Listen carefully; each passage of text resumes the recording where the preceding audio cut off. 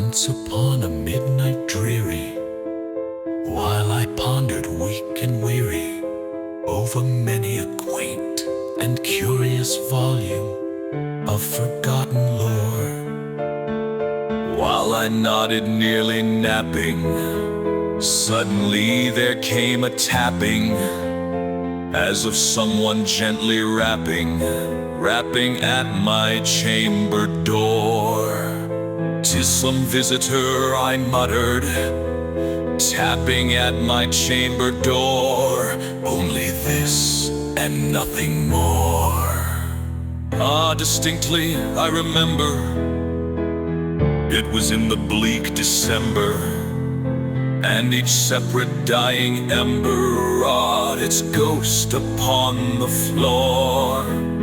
Eagerly I wished the morrow, vainly I had sought to borrow from my book surcease of sorrow, sorrow for the lost Lenore, for the rare and radiant maiden whom the angels name Lenore, nameless here forevermore.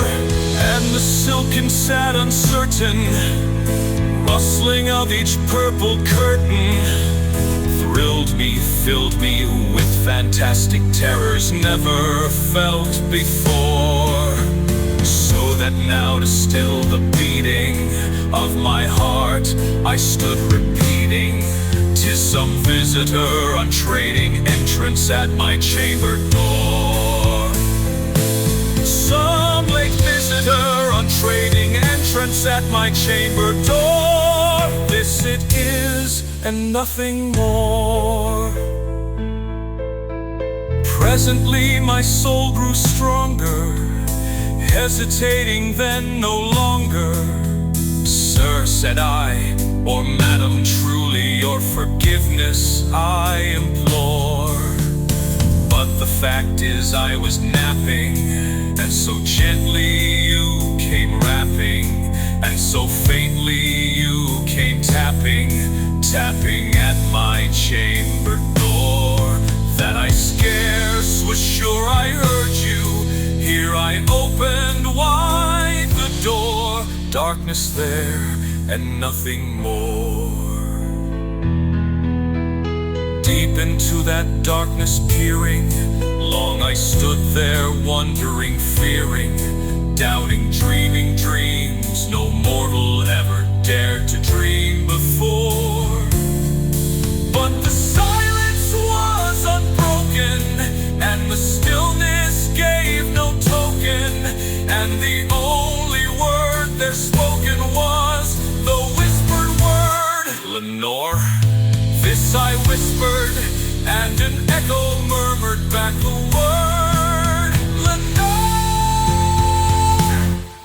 Merely this and nothing more. Back into the chamber turning, all my soul within me burning. Soon again I heard a tapping, somewhat louder than before. "Surely," said I, "surely that is something at my window lattice. Let me see then what thereat is, and this mystery explore. 'Tis the wind and nothing more."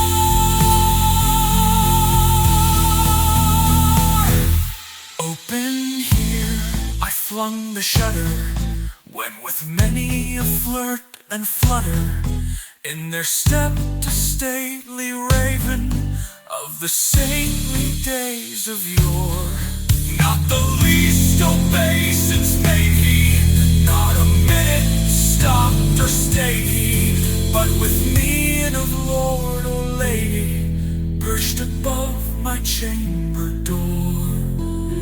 Perched upon a bust of Pallas, just above my chamber door, perched and sat and nothing more. Then this ebony bird beguiling my sad fancy into smiling, by the grave and stern decorum of the count